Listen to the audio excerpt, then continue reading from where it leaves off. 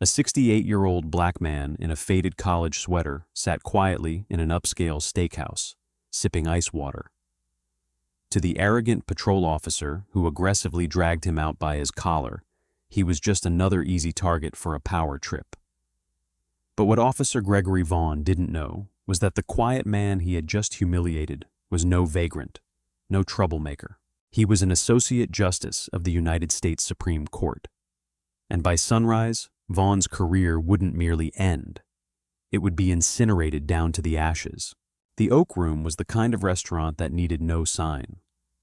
Nestled deep in the affluent heart of McLean, Virginia, just a stone's throw from the political epicenter of Washington, D.C., it was a sanctuary of dark mahogany paneling, leather-bound menus, and hushed, consequential conversations. Senators brokered deals over dry-aged ribeyes. Tech billionaires raised $1,000 bottles of Cabernet to toast acquisitions. It was an establishment built on exclusivity, where the unwritten rules of wealth and status were enforced with quiet ruthlessness by the maitre d' and the night manager. On a crisp Tuesday evening in late October, the restaurant hummed with its usual dinner rush. At a corner booth, tucked away from the main floor's glare, sat Samuel Porter. To the untrained eye, Samuel did not look like a man who wielded the power to reshape American jurisprudence. He was 68, with a neatly trimmed beard heavily salted with gray, and eyes that held the quiet, observant exhaustion of a man who had spent a lifetime dissecting the most complex arguments the nation could produce. After a grueling 2-week session reviewing appellate dockets, Samuel had wanted nothing more than a quiet dinner with his daughter, Lydia, who was driving in from Georgetown. He had deliberately left his tailored suits and silk ties at his residence in the district. He dressed for comfort: dark corduroy trousers, sensible loafers, and a faded navy blue Yale law sweater that had seen better decades. He wore no flashy watch, no rings other than a simple gold wedding band. He was the picture of an ordinary grandfather waiting patiently for his family. But Samuel Porter was anything but ordinary. He was an Associate Justice of the Supreme Court, a legal giant known for his razor intellect, his unwavering commitment to civil liberties, and the deeply intimidating soft-spoken demeanor he brought to the highest bench in the land.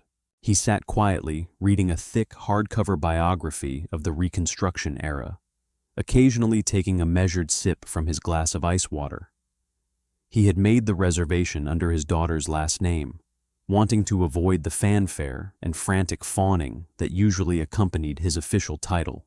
Unfortunately for Samuel, his quiet presence had already caught the attention of Timothy Fowler.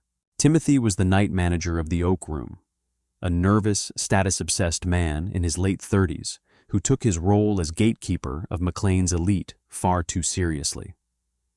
For the past 20 minutes, he had been glaring at Samuel from the hostess stand. In Timothy's narrow, prejudiced worldview, Samuel's casual attire and the color of his skin simply did not align with the restaurant's carefully cultivated brand.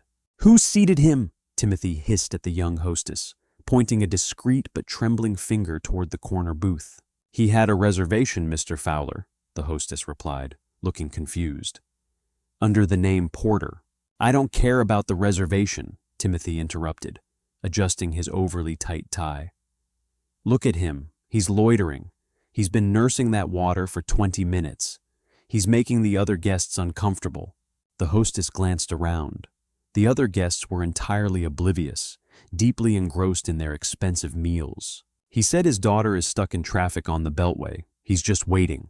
"He doesn't belong here," Timothy muttered, his inherent biases clouding whatever meager judgment he possessed. "I'm not having some vagrant taking up a prime table and ruining the atmosphere." Instead of walking over and politely speaking to his patron, Timothy made a decision that would trigger a catastrophic chain of events. He walked into his back office, picked up the telephone, and dialed the local police precinct's non-emergency line. He requested an officer to remove a suspicious, uncooperative individual who was refusing to leave the premises. 12 minutes later, a patrol cruiser pulled up to the front curb, its red and blue lights reflecting ominously off the restaurant's brass fixtures. Officer Gregory Vaughn stepped out, adjusting his heavy utility belt with a practiced swagger. Vaughn was a 32-year-old patrolman who viewed his badge not as a shield to protect the public, but as a hammer to enforce his own authority. He carried a documented history of excessive force complaints that had always been conveniently swept under the rug by a union representative who happened to be a family friend. Vaughn thrived on the power dynamic of the uniform. He loved the fear it instilled. He loved the submission it demanded. Striding into the Oak Room, Vaughn was immediately greeted by a frantic Timothy. "Officer, thank you for coming so quickly," Timothy whispered, leading him toward the dining room. "He's over there in the corner. I need him trespassed from the property immediately. He's refusing to order, and frankly, he's scaring the clientele." Vaughn cracked his knuckles, a smirk playing on his lips. "Don't worry about it, Tim. I'll handle this. Let's take out the trash." Samuel was deeply engrossed in a chapter on the Reconstruction Amendments when a heavy hand slammed flat onto the mahogany table, rattling his water glass. He looked up slowly, closing his book and keeping a finger meticulously on the page to mark his place. He met the aggressive, challenging stare of Officer Vaughn. "Let's see some ID, buddy," Vaughn barked, his voice loud enough to turn the heads of a few nearby diners. Samuel did not flinch. He did not immediately reach for his wallet. Instead, he adjusted his reading glasses and regarded the officer with the same calm, analytical gaze he used to dismantle unprepared attorneys on the highest bench in the land. "Good evening, officer," Samuel said, his voice a rich, measured baritone.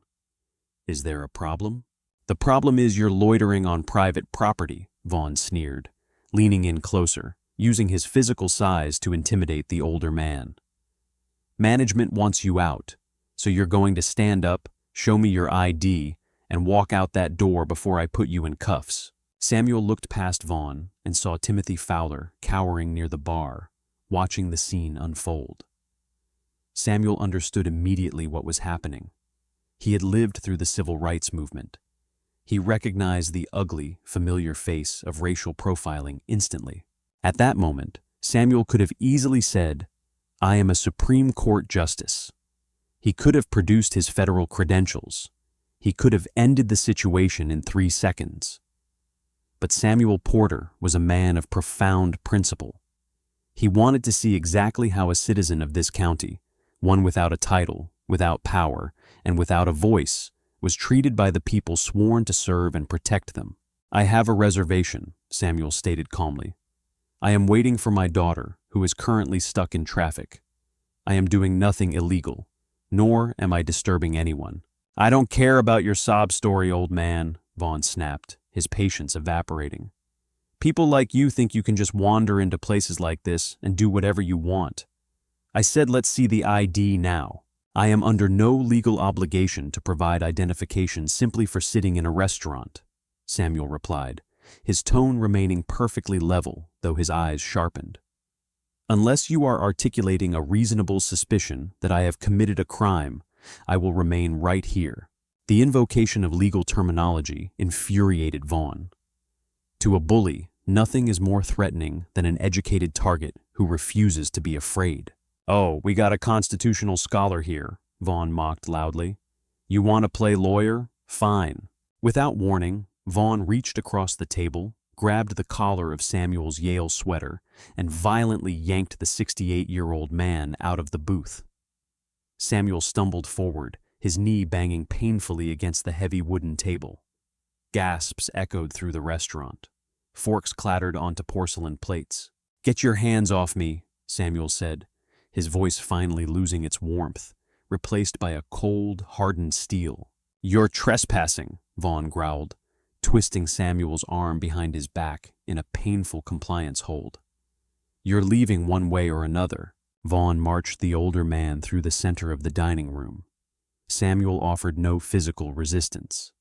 He knew better than to fight back against an aggressive officer in the heat of the moment. But as he was marched, humiliated, Past the silent, staring patrons, Samuel did one thing. He turned his head and locked his eyes onto the silver badge pinned to the officer's chest. Vaughn, badge number 7422. Vaughn shoved Samuel forcefully through the heavy glass front doors of the Oak Room. Samuel stumbled onto the concrete sidewalk, barely catching his balance before he fell. "And don't let me catch you in this neighborhood again," Vaughn spat, pointing a thick finger at Samuel's chest. "Take your attitude somewhere else before I decide to lock you up for resisting arrest." With a final contemptuous glare, Vaughn turned around, walked back into the warmth of the restaurant, and let the doors swing shut. Samuel stood alone on the chilly sidewalk. He straightened his sweater, brushed a speck of dust off his trousers, and took a slow, deep breath. His knee ached terribly, but his mind was crystal clear. The era of giving corrupt men the benefit of the doubt was over. 2 minutes later, a sleek black Mercedes sedan pulled aggressively up to the curb. The driver's side door flew open, and Lydia Porter rushed out. Lydia was 35, a brilliant corporate litigator in her own right, and fiercely protective of her father.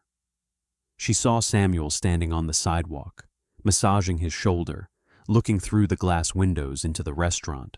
"Dad," Lydia called out, running over. "What are you doing out here? I thought you were inside.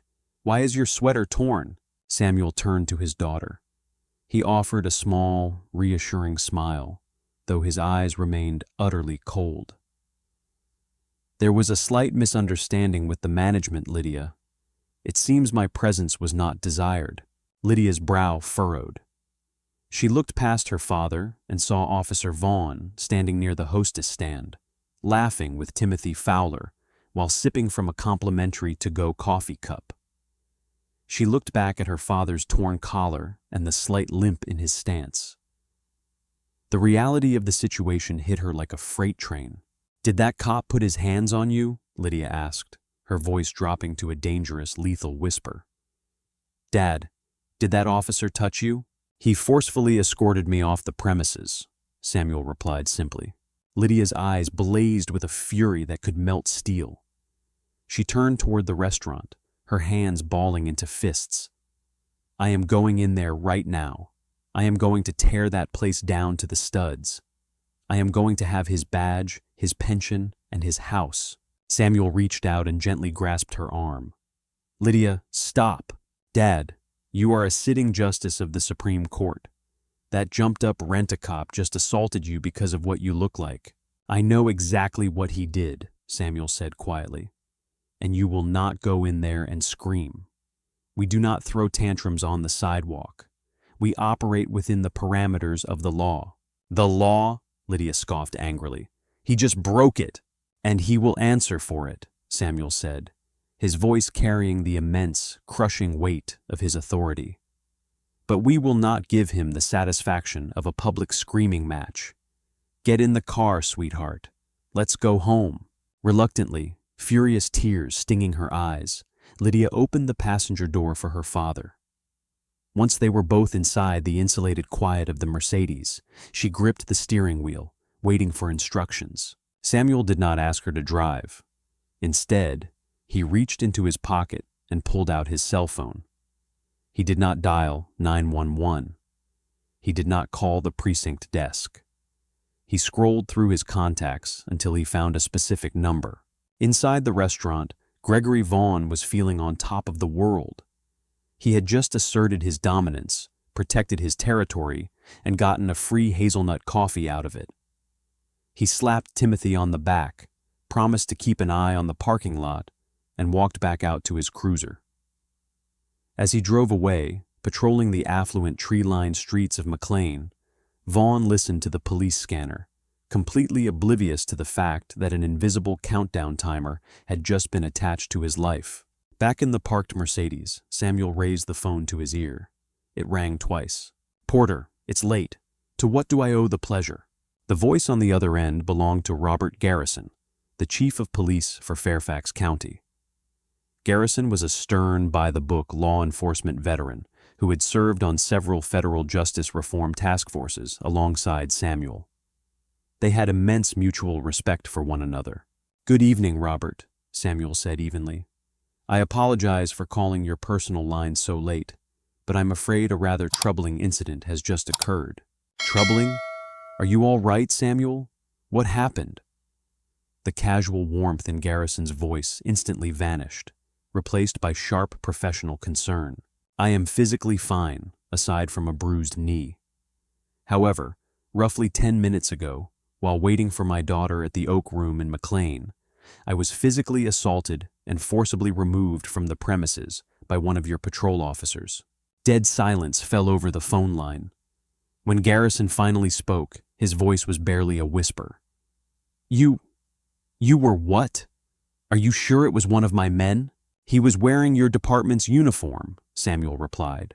"He refused to ask for context, demanded identification without probable cause, utilized a painful compliance hold, and dragged me out of the building. He told me, and I quote, not to let him catch me in this neighborhood again." Chief Garrison closed his eyes in his home office, a cold sweat breaking out across his forehead. He knew Samuel Porter. He knew the justice was not a man who exaggerated. If Samuel said he was assaulted, he was assaulted. The sheer magnitude of the political, legal, and public relations catastrophe that was about to rain down on his department was unfathomable. "Samuel, my God, I am so profoundly sorry," Garrison stammered, his mind racing. "Did he know who you were?"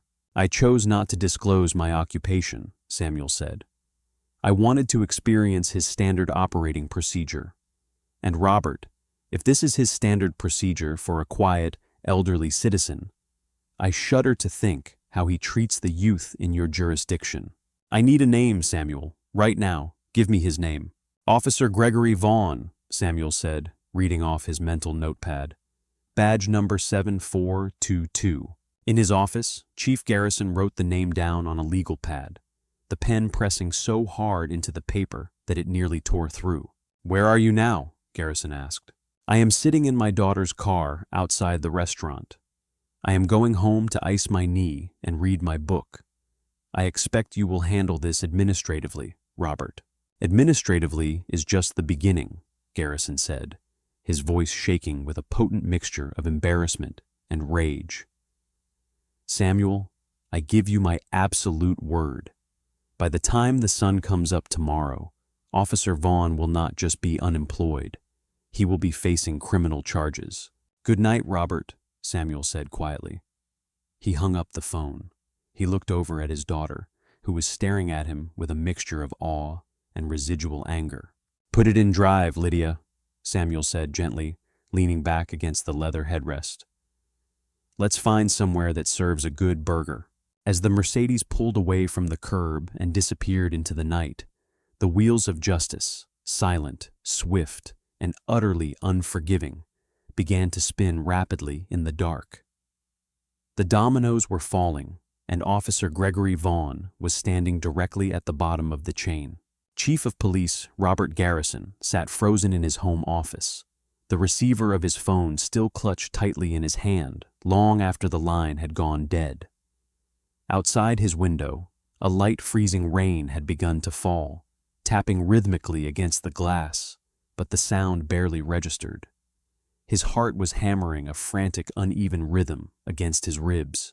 For 30 years, Garrison had worn a badge. He had navigated hostage situations, gang wars, and the treacherous, unforgiving political landscape of suburban Washington, D.C. But never in all his decades of service had he felt the sheer, icy terror that was currently pooling in his stomach. An officer under his command had just physically assaulted Associate Justice Samuel Porter. Garrison knew Porter. They had sat across from each other at symposiums on criminal justice reform. He knew the justice to be a man of unimpeachable character, a man who possessed a brilliant, quiet fortitude that commanded respect from every corner of the political spectrum. And a man wearing Garrison's uniform had just treated him like a stray dog.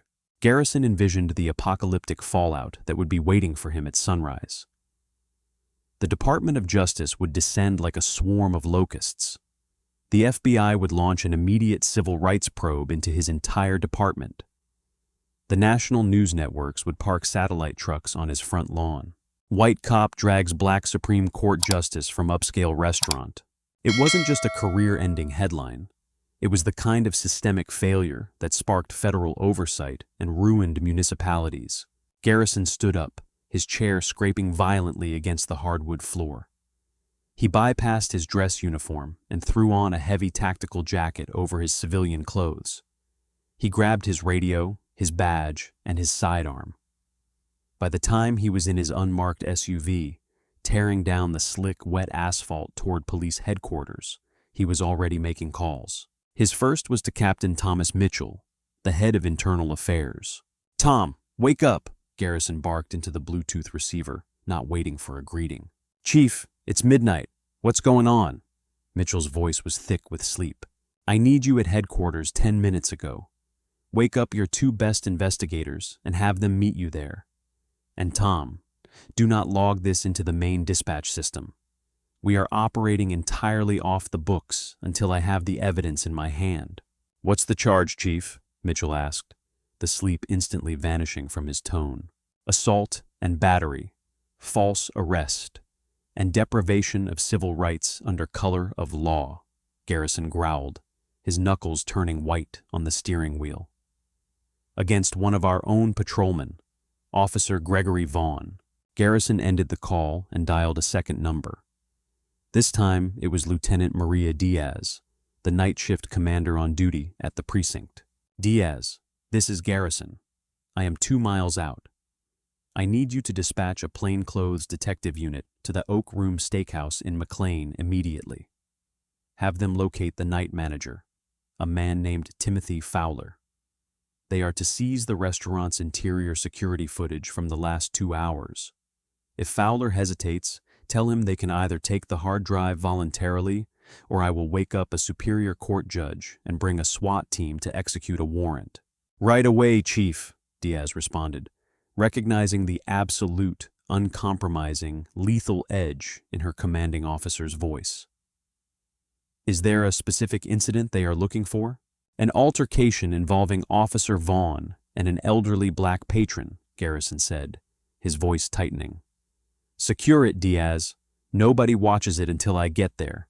And ping Vaughn's cruiser, GPS. I want to know exactly where he is, but do not, under any circumstances, alert him." Across town, the atmosphere inside the Oak Room was finally winding down. The last of the wealthy patrons were finishing their cognacs, and Timothy Fowler was standing by the hostess stand, feeling incredibly satisfied with himself. He had protected the sanctity of his dining room. He had drawn a line in the sand. His smug satisfaction evaporated the moment the heavy glass door swung open and 2 detectives in dark trench coats walked in. They did not wait to be seated. They walked straight past the hostess and stopped inches from Timothy. "Timothy Fowler?" the lead detective, a hardened 20-year veteran named Miller, asked flatly. "Yes?" Timothy asked, his polite customer service smile faltering. "Can I help you, gentlemen? If this is about the vagrant earlier, Officer Vaughn already took care of it." "We aren't here about a vagrant," Detective Miller interrupted, flipping open his leather credential case to reveal his gold shield.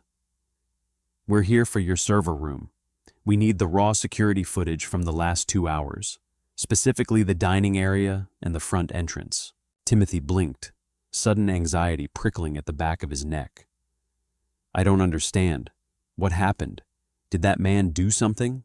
Miller leaned in close, his voice dropping to a gravelly, intimidating whisper. "Mr. Fowler, you are currently standing on the edge of a very steep cliff. I highly suggest you don't ask questions and just hand over the hard drive. Now." Trembling, Timothy led the detectives to the back office. As Miller extracted the digital files onto an encrypted flash drive, Timothy wrung his hands together. "Look, I just called the non-emergency line because he was refusing to leave. I didn't want any trouble. The officer handled it." Miller pocketed the drive and looked at Timothy with a mixture of pity and absolute disgust. "You have no idea what you've done tonight, do you, pal? You better call a lawyer, a good one." By 1:15 a.m., Chief Garrison was standing in the windowless internal affairs briefing room at police headquarters. The air was thick and tense. Captain Mitchell and the two IA investigators stood silently against the back wall. On the large digital monitor mounted to the front wall, the security footage from the Oak Room played in stark, high-definition color. There was no audio, but the visuals were damning enough. They watched as Samuel Porter sat quietly reading a book. They watched as Officer Gregory Vaughn swaggered into the frame. They watched the brief, tense exchange of words.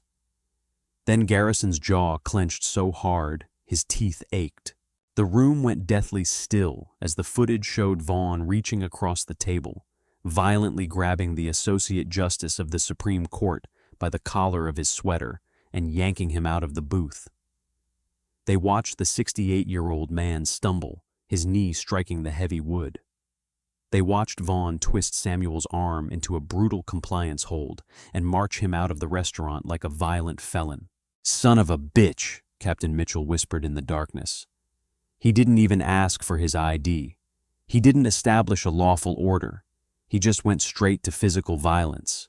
"It gets worse," Garrison said, his voice a low, dangerous rumble.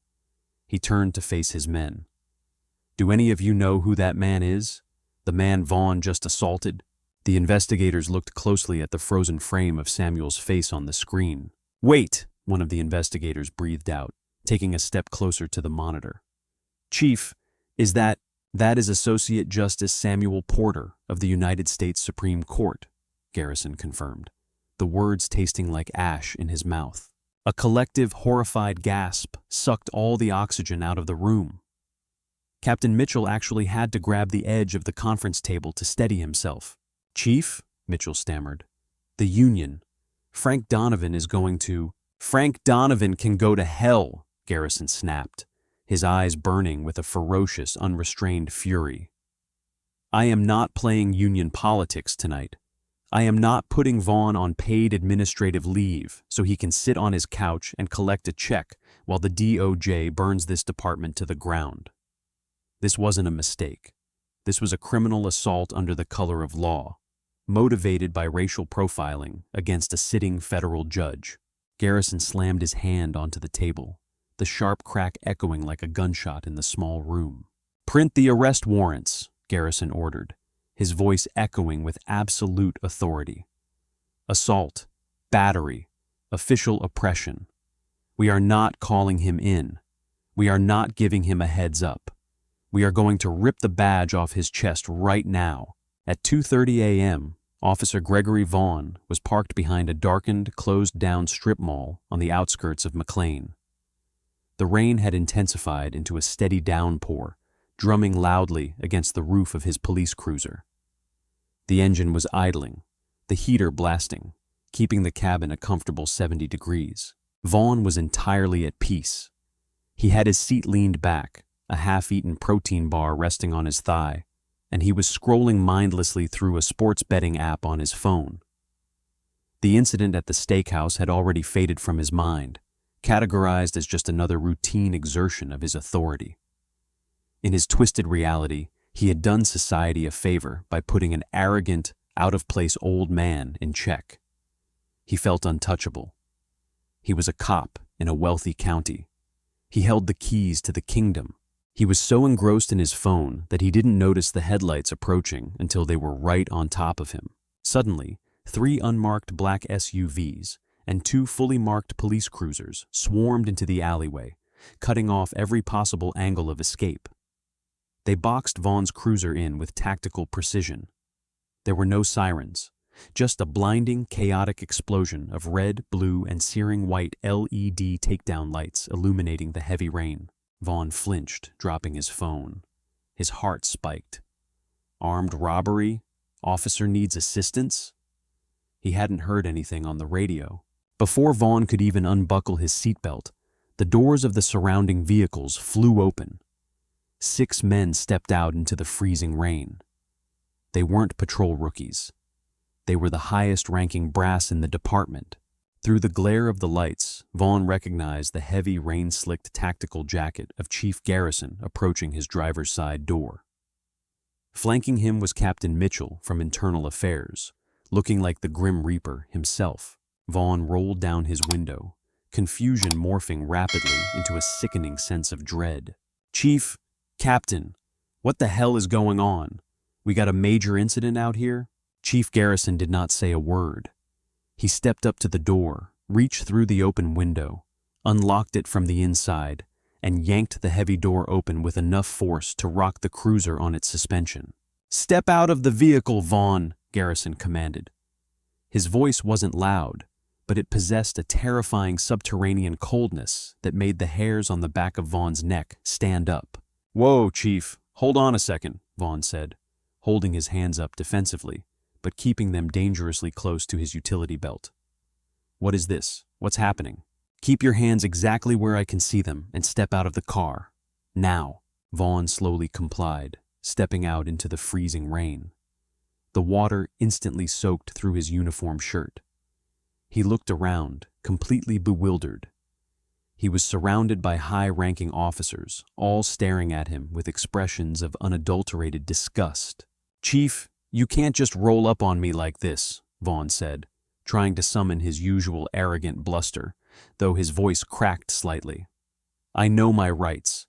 If this is an IA thing, I want my union rep. I want Frank Donovan on the phone right now." "Frank Donovan can't save you from this, Gregory," Captain Mitchell said from Garrison's left, holding a manila folder shielded from the rain. "Nobody can." Garrison stepped squarely into Vaughn's personal space.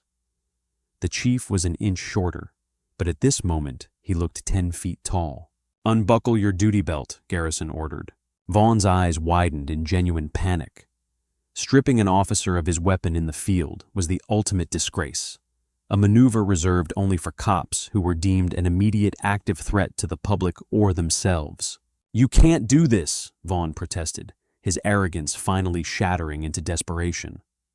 "What are you doing? I haven't done anything wrong. Is this about that guy at the Oak Room?" "Chief, come on. Management wanted him gone. He was trespassing. He was just some nobody who refused to show his ID." Garrison's expression remained entirely frozen. He was a nobody. Yes, he was an arrogant old punk who thought the rules didn't apply to him. I was doing my job. Garrison reached forward, his hand snapping out with blinding speed. He grabbed the silver badge pinned to Vaughn's chest and violently ripped it off the uniform, tearing the fabric of the shirt in the process. Vaughn gasped, stumbling backward against the wet door of his cruiser.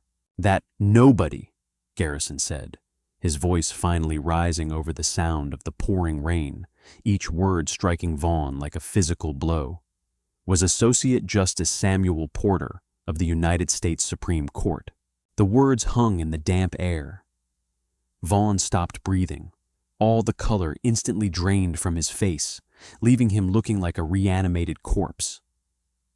The rain kept falling, running down his face like cold sweat, but he was completely paralyzed. His mind desperately tried to process the information, searching for a punchline, a mistake, a misunderstanding. But the absolute, lethal seriousness in the chief's eyes confirmed the apocalyptic truth. The Supreme Court," Vaughn whispered, his voice small, trembling, broken. "You violently assaulted a sitting federal judge," Garrison continued, his tone merciless. "You bypassed every protocol, violated multiple civil rights, and committed felony assault under the color of law.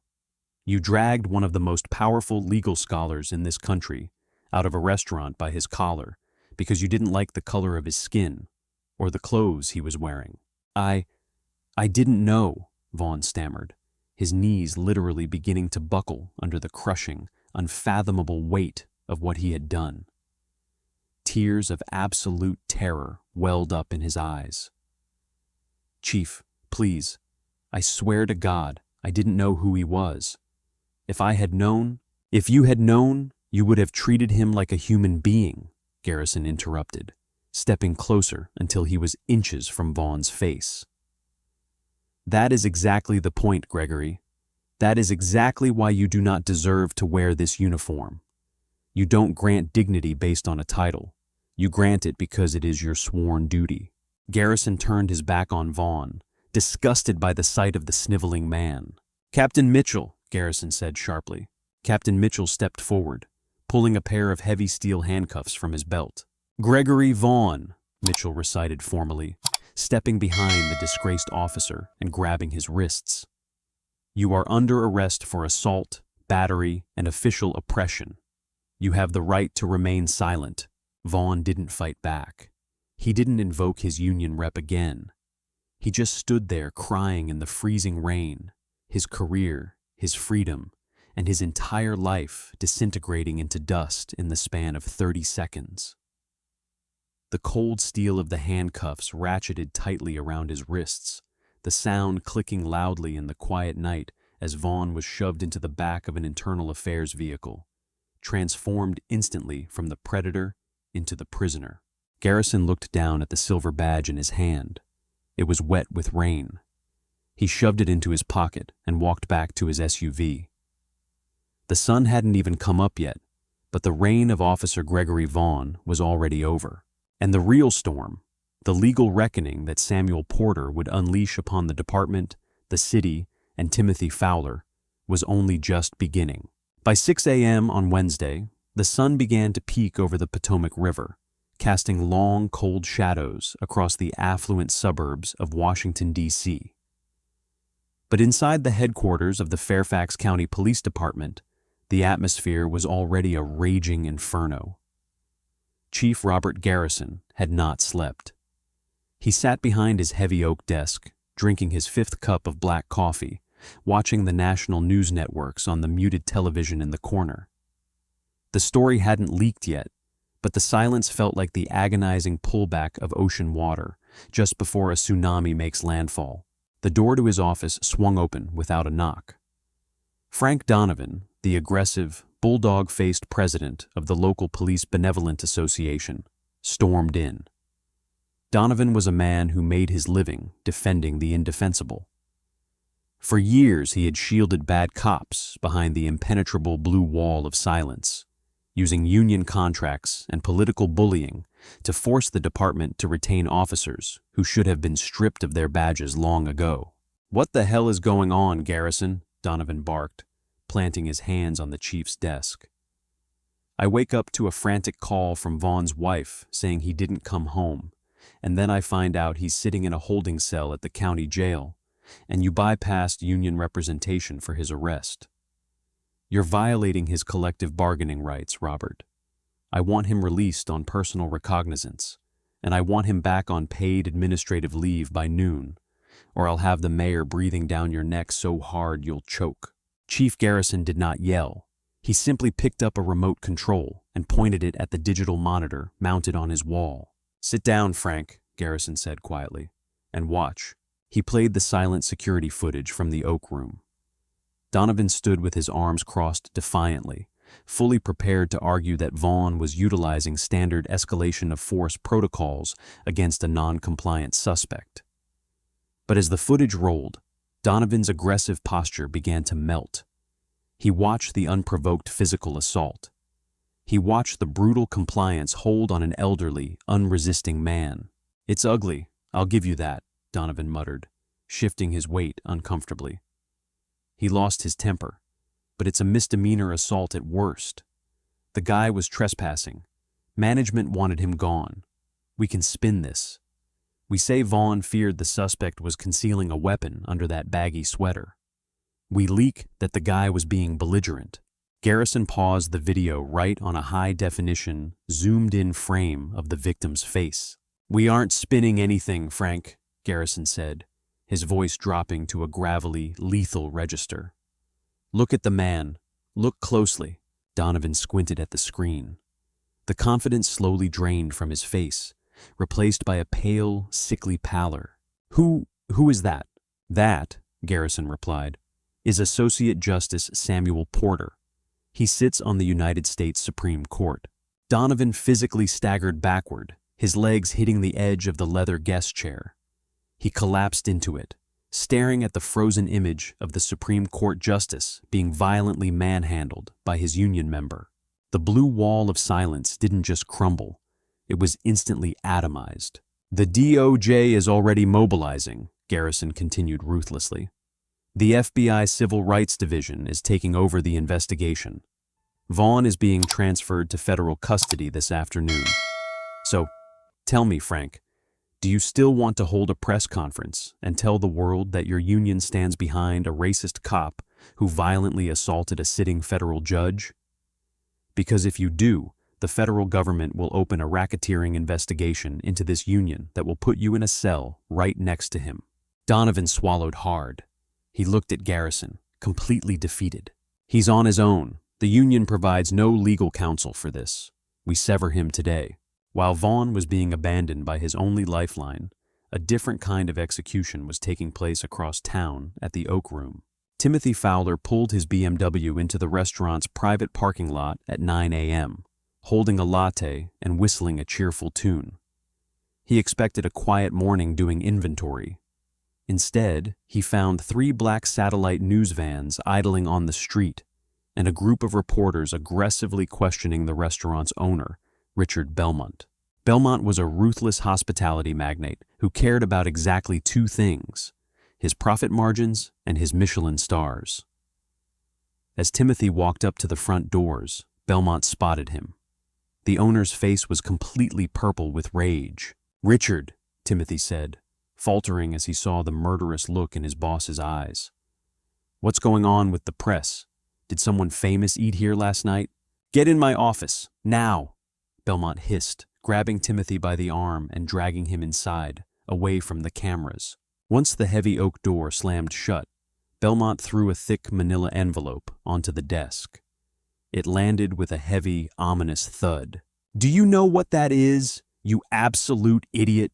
Belmont screamed, spit flying from his lips. "That was hand-delivered 30 minutes ago by a courier from Porter and Associates, one of the most ruthless corporate litigation firms in Washington. It is a notice of intent to sue this restaurant, its parent company, and you personally for violations of Title II of the Civil Rights Act of 1964. Timothy's latte slipped from his hand, spilling across the expensive Persian rug. "Civil Rights Act? What? Why?" "Because the quiet, elderly black man you decided to have physically dragged out of my dining room last night wasn't a vagrant," Belmont roared. "He was Samuel Porter, a United States Supreme Court justice. You racially profiled a federal judge, you imbecile. You called a corrupt cop to throw him onto the street." Timothy felt his knees give out. He slumped against the doorframe, his mouth opening and closing like a suffocating fish. I just thought he didn't look like he belonged." "You are fired," Belmont said, his voice dropping to a terrifyingly calm whisper. "You are completely blacklisted. You will never work in hospitality in this time zone again. And when Lydia Porter's law firm is done tearing you apart in federal court, you will be paying off the damages for the rest of your natural life. Get off my property before I have you arrested for criminal negligence." Timothy Fowler stumbled out the back door of the restaurant, completely shattered. In less than 12 hours, his prejudice had cost him everything. But Samuel Porter was not a man who was satisfied with mere revenge. He was a man of the law. And as he sat in his magnificent wood-paneled chambers at the Supreme Court that morning, carefully icing his bruised knee, Samuel was preparing to unleash a legal storm that would clean the rot out of the county forever. 6 weeks later, the federal courthouse in Alexandria, Virginia, was a fortress of security and media presence. The trial of Gregory Vaughn had not dragged on for months. Faced with the devastating high-definition security footage, the utter abandonment of the police union, and a relentless prosecution led directly by the U.S. Attorney's Office, Vaughn's defense attorney had desperately sought a plea deal. The federal prosecutors, heavily influenced by Lydia Porter's unforgiving back-channel pressure, refused to negotiate. Vaughn was forced into a blind plea of guilty to federal charges of deprivation of rights under color of law and felony aggravated assault. Now it was time for sentencing. Inside the massive courtroom, The gallery was packed shoulder to shoulder. Sitting in the very back row, deliberately away from the cameras and the chaos, was Samuel Porter. He wore a masterfully tailored charcoal suit, his demeanor calm, observant, and completely unreadable. He had not given a single public interview. He had not gone on television to boast or complain. He simply let the justice system, the very system he had sworn his life to uphold, do its work. The side door opened, and Gregory Vaughn was led into the courtroom. The transformation was jarring. Gone was the swaggering, heavily armed predator who patrolled the streets of McLean. Vaughn was now dressed in a shapeless, bright orange federal inmate jumpsuit. His wrists and ankles were bound in heavy steel chains that clinked loudly against the polished marble floor. He looked pale, gaunt, and absolutely terrified. As Vaughn shuffled to the defense table, he nervously glanced into the gallery. His eyes met Samuel's. Samuel did not glare. He did not smile. He merely looked at the broken man with a quiet, devastating pity. Vaughn immediately looked down at his chained hands, unable to hold the gaze of the giant he had so foolishly tried to crush. The Honorable David Harrison, a no-nonsense federal magistrate with a reputation for merciless sentencing, took the bench. He looked down at Vaughn as if examining a cockroach. "Mr. Vaughn," Judge Harrison began, his voice echoing through the silent room. "Law enforcement officers are entrusted with an extraordinary amount of power. They are given a badge and a gun to protect the vulnerable. You, however, used your badge as a weapon of intimidation, fueled by deeply ingrained racial prejudice and a grotesque sense of entitlement." Judge Harrison picked up a thick binder from his desk and dropped it loudly. "This court has reviewed the findings of the Department of Justice investigation," the judge continued. "What makes this case truly horrifying is not just who you assaulted on that night in October. It is the twist that this investigation uncovered. Because the victim was a Supreme Court justice, the FBI dug into your past. They found 7 buried internal affairs complaints, 7 instances where you brutalized, intimidated, and falsely arrested working-class citizens of color in this county. You got away with it because they didn't have the money or the power to fight back. You thought Samuel Porter was one of those voiceless people." Vaughn began to silently weep, his shoulders shaking as the reality of his exposure was laid bare before the world. "You picked the wrong man, Mr. Vaughn," Judge Harrison said coldly. "And in doing so, you have finally answered for the 7 victims you thought the world forgot." The judge raised his gavel. "Gregory Vaughn, for the crimes of felony assault and deprivation of civil rights, I sentence you to 96 months in a federal penitentiary, to be followed by 10 years of supervised release. You are permanently stripped of your right to own a firearm, and you are barred from ever holding public office or law enforcement credentials in the United States. Take him away." The gavel slammed down like a thunderclap.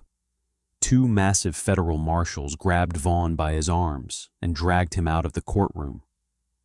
As the side door swallowed the disgraced cop, Samuel Porter quietly stood up, buttoned his suit jacket, and walked out the back doors of the gallery, completely unnoticed.